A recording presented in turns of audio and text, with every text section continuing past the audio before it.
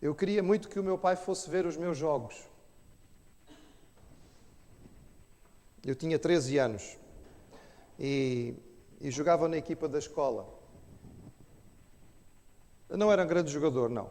Não tinha grande técnica, nem grande capacidade, mas era alto, era comprido. E nos Açores os miúdos eram quase todos pequeninos, de maneira que aquele poste lá na frente dava imenso jeito. E de vez em quando até marcavam os golos. Mas a verdade é que quando os meus colegas marcavam golos, eu via muitas vezes os seus pais, os seus parentes, a assistir e a festejar com eles. E quando me acontecia, e era só de vez em quando, de fazer um bom jogo, de ter uma boa jogada, de marcar um golo, meu pai nunca estava na bancada. Ele nunca ia ver os jogos. Eu entendia que ele tinha coisas mais importantes para fazer. Meu pai também era pastor. Mas eu queria tanto que ele estivesse ali. Então eu comecei a inventar. Não, vamos chamar as coisas pelos nomes certos. Eu comecei a mentir. Eu comecei a dizer lá em casa que a nossa equipa era tão boa, que jogávamos tão bem, que tínhamos sido escolhidos para um torneio em que viriam equipas do continente. Meu pai ouvia a conversa na mesa, mas não parecia dar grande interesse. E eu continuei a elaborar a minha mentira. E disse que as equipes que vinham eram as equipes de topo, eram as melhores equipes nacionais. E que a equipe de miúdos do Benfica também vinha para participar deste torneio. E o meu pai ouvia aquela conversa e aquilo parecia não lhe dizer nada. E finalmente eu disse, olha, no dia tal nós vamos jogar contra os miúdos do Benfica. E estamos aí a treinar com mais intensidade, porque vai ser um jogo muito entusiasmante para nós. E o meu pai ouviu a história e não pareceu dar muito interesse. Mas naquele dia, e eu não me esqueço dele, eu estava sentado na sala de aulas, junto à janela, e não costumava olhar muito para fora. Era um aluno aplicado, tinha boas notas, prestava atenção na aula, mas eu olhei pela janela e, para meu espanto e desespero, angústia, eu vi o meu pai entrando pelo portão da escola. Ele primeiro conversou com os porteiros, depois dirigiu-se à secretaria e finalmente foi-se embora. E quando o meu pai saiu pelo portão da escola, eu sabia que ele agora conhecia a minha mentira. Foi uma vergonha tão grande. Daquelas que nós costumamos dizer, se houvesse um buraco, eu tinha-me enfiado.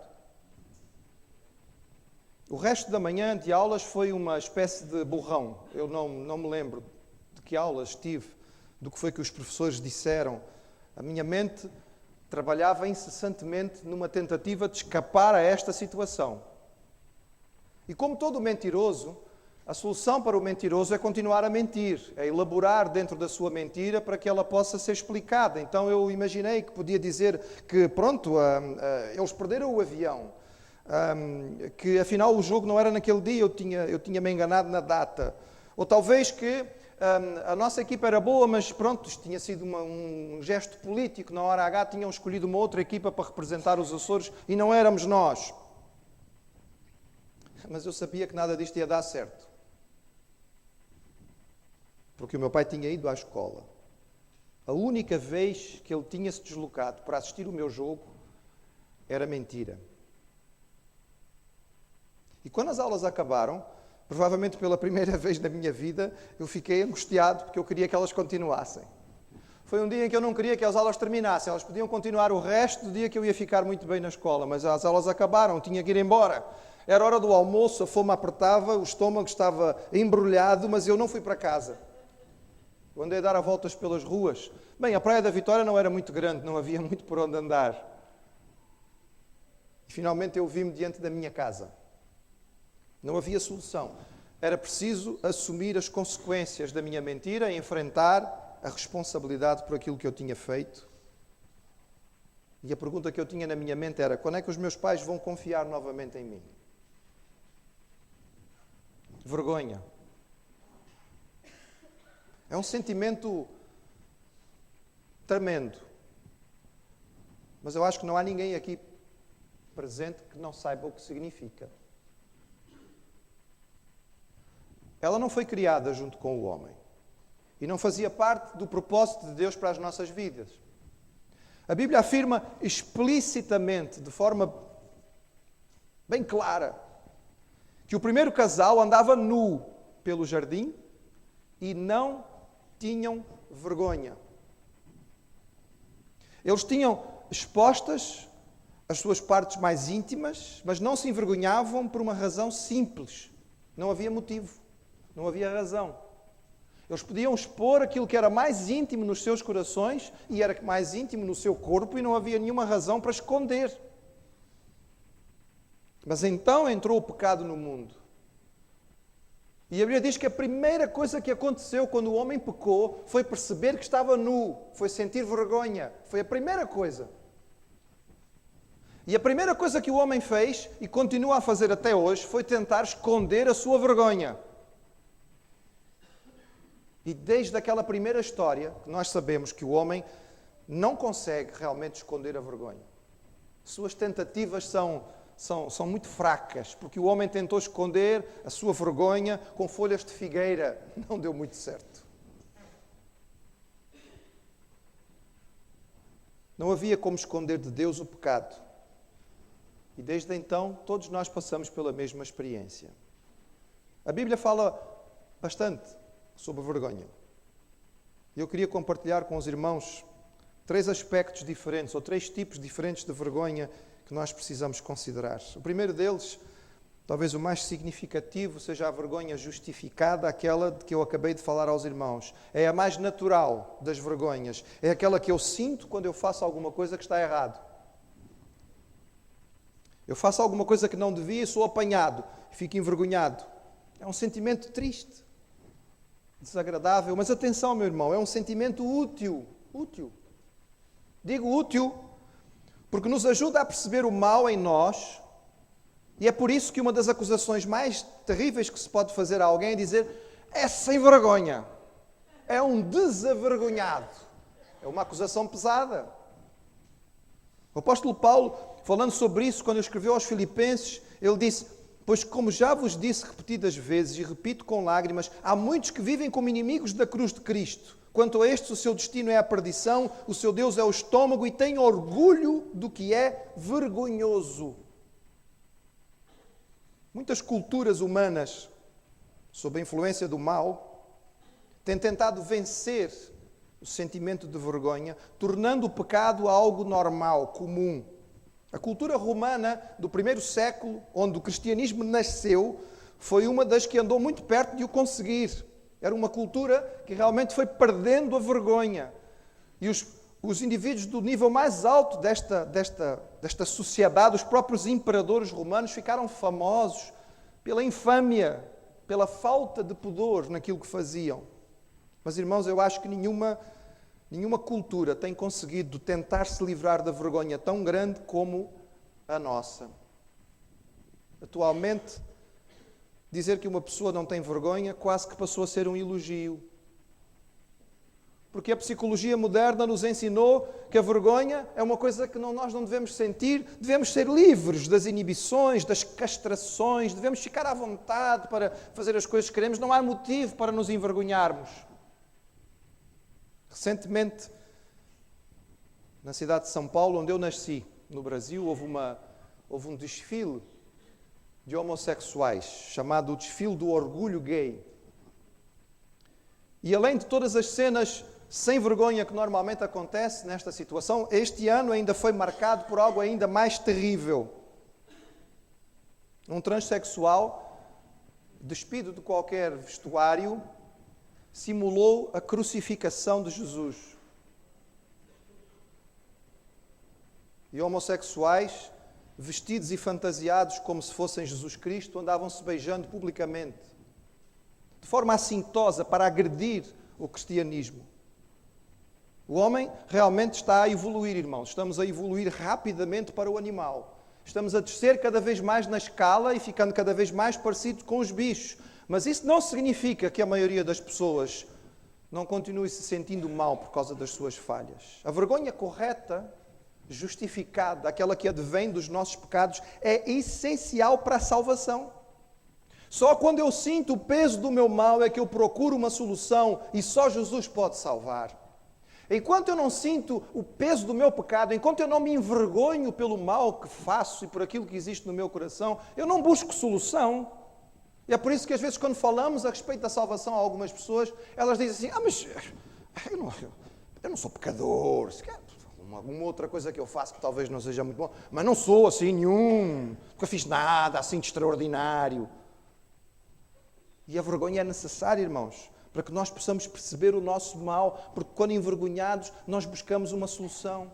O problema é que o homem continua tentando resolver o seu problema de forma errada. E nós tentamos resolver o problema da nossa culpa e da nossa vergonha numa espécie de balança. Muitos irmãos aqui devem se lembrar daquelas balanças antigas que a gente ia comprar nas lojas. Chegávamos e havia potes com várias coisas e pesávamos e depois íamos para a balança. Eu gostava daquilo, achava aquilo tão giro. A balança tinha os pratos e depois tentar pôr aquilo no equilíbrio exato, era tão complicado, né? Às vezes demorava e punha mais um grãozinho e tirava mais um grãozinho, até aquilo ficar a balançar. O que nós fazemos com a nossa vergonha, quando nós fazemos algo mal e a vergonha pesa sobre o nosso coração, o lado do prato da balança que fala sobre o mal vai lá embaixo. E então nós tentamos fazer coisinhas para tentar acumular do outro lado, a ver se aquilo balança um bocadinho e se melhora, mas sabe, não dá certo. Não dá certo. O prato das boas obras nunca chega a contrabalançar o do nosso pecado. E o problema é que à medida que o tempo vai passando, o prato das boas obras parece cada vez mais leve e as boas obras que fazemos parece que cada vez significam menos. E o problema do outro lado é assim, o pecado que você tem no outro prato da balança você não consegue tirar, só consegue acumular. E chega uma hora que você desiste, não vale mais a pena. Só Jesus pode interromper essa angústia, porque Ele levou a nossa vergonha na cruz. Há muitos quadros sobre a crucificação e os irmãos já devem ter visto alguns. Os quadros sobre a crucificação que nós vemos, irmãos, são em geral muito púdicos, são conservadores e tentam poupar os olhos daqueles que veem, mas não representam a verdade a respeito da crucificação. Normalmente estes retratos mostram o Senhor Jesus crucificado com uma espécie de calção, algum vestuário tapando as suas partes íntimas. Mas a verdade, irmã, crua, é que a crucificação romana era uma tortura desenhada com o objetivo de causar o maior sofrimento possível. E parte deste sofrimento era expor o criminoso, aquele que estava a ser condenado, expô-lo completamente diante dos olhos daqueles que assistiam. Em Hebreus, no capítulo 12, o versículo 2 nos fala a respeito daquilo que Jesus teve que sofrer por nós. E lê-se assim a palavra do Senhor. Tendo os olhos fixos em Jesus, autor e consumador da nossa fé, Ele, pela alegria que lhe fora proposta, suportou a cruz, desprezando a vergonha, e assentou-se à direita do trono de Deus. Quando Jesus foi crucificado, Ele foi exposto diante dos seus carrascos, dos seus inimigos que zombaram dele. Você consegue pensar nisso? O pastor não quer pensar, é desagradável, dói. Mas precisa pensar. Porque Ele sofreu esta vergonha por si, por mim. Ele foi exposto por causa dos meus pecados e dos seus pecados. A vergonha que Ele passou ali, Ele passou diante daqueles que o odiavam e dos seus amigos. Estavam ali pessoas que tinham sido curadas por Ele. Estava ali a sua mãe.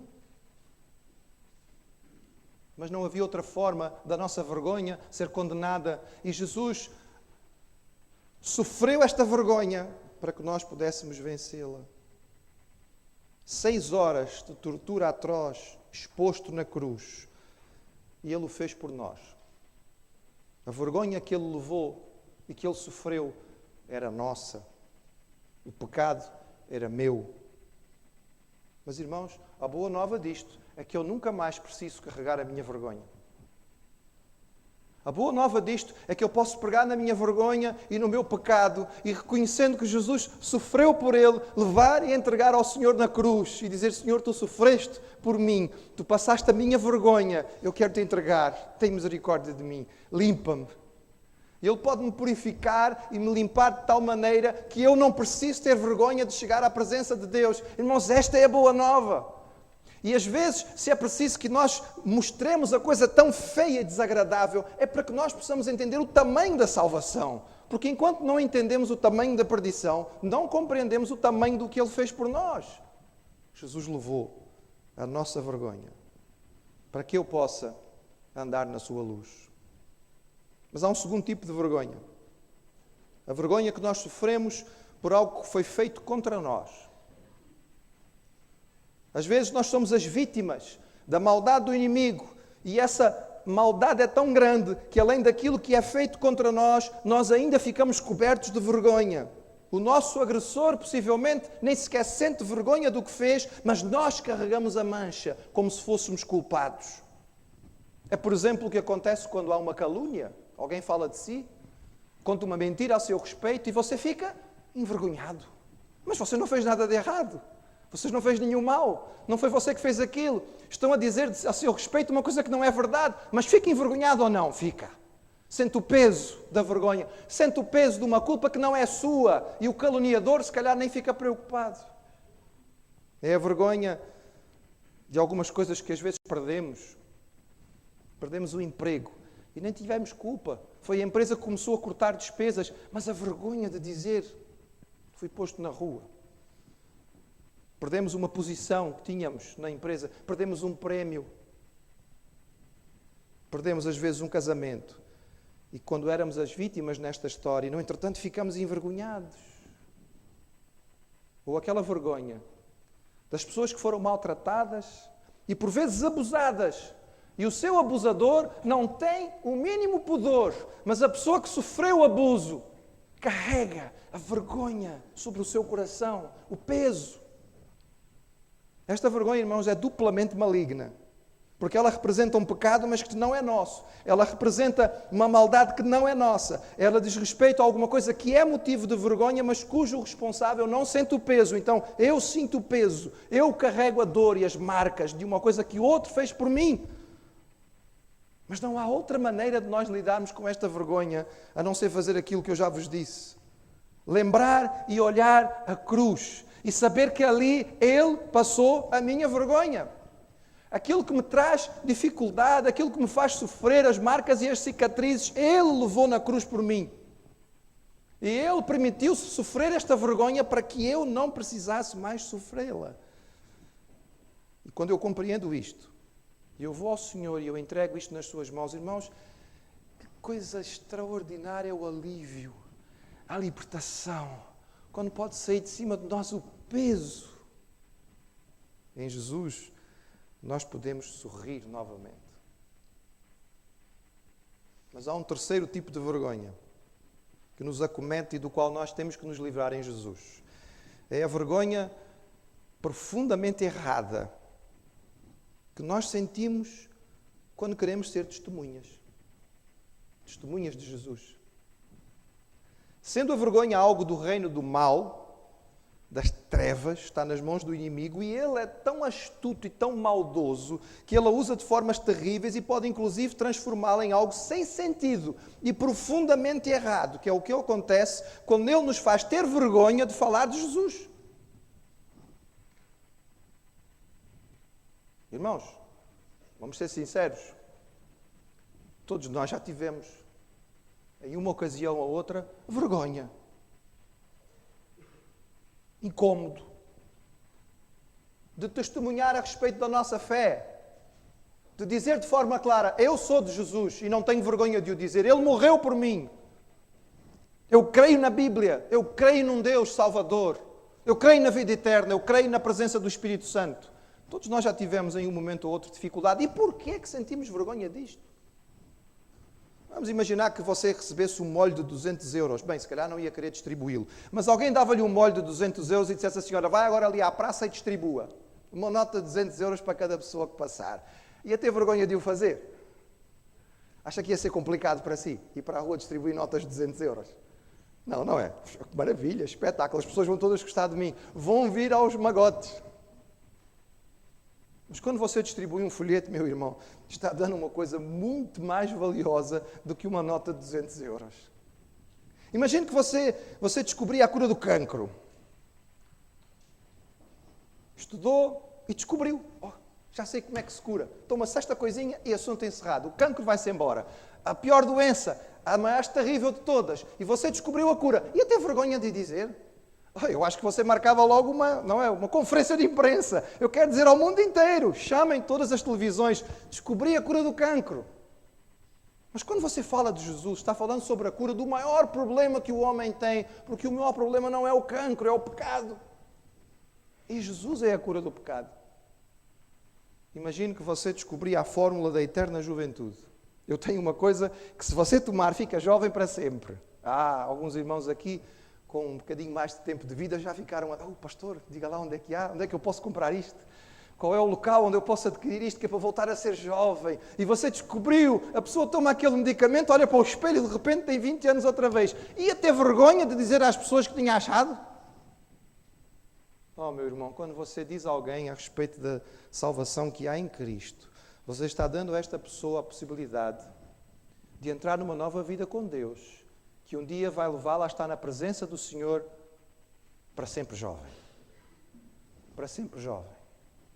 E no entretanto, o inimigo é tão malvado que ele pega nisto que pode ser útil, o peso da vergonha do meu pecado, e o torna em alguma coisa maligna e sem sentido. Que é quando nós nos sentimos envergonhados de falar a respeito da coisa mais maravilhosa que existe, que é a salvação. O Senhor Jesus chamou a atenção aos seus discípulos quando ele disse: qualquer que entre esta geração adúltera e pecadora se envergonhar de mim e das minhas palavras, também o Filho do Homem se envergonhará dele quando vier na glória de seu Pai com os santos anjos. Meus irmãos, se há uma coisa que eu almejo, é ouvir do Senhor: bem está, servo bom e fiel. No pouco foste fiel, entra no gozo do teu Senhor. O que é que o mundo pode fazer, ou o que é que o mundo pode dizer, que possa diminuir, irmãos, ou se comparar com aquilo que será a alegria do nosso coração chegando à presença do Senhor e ser reconhecido por Ele? Não há nada, irmãos. Vergonha. Jesus não fugiu da vergonha da cruz para que eu fosse salvo. Por que é que eu fugiria de o proclamar? Em nome do Senhor. Abaixo a vergonha tola e maligna, sem sentido e perversa que me domina quando eu quero falar da graça maravilhosa de Jesus. Senhor, liberta-nos desta vergonha. Lanço a minha vergonha sobre a cruz, arrependido dos meus pecados. Entrego ao Senhor o mal que me fizeram, libertando-me de qualquer restrição. Clamo a presença do Espírito para ser uma testemunha viva daquilo que Ele fez, viveu, morreu e ressuscitou por mim. Ele suportou a minha vergonha para que eu possa viver a sua glória. E Ele o fez, irmãos, naquele momento único, especial, extraordinário da história, que nós hoje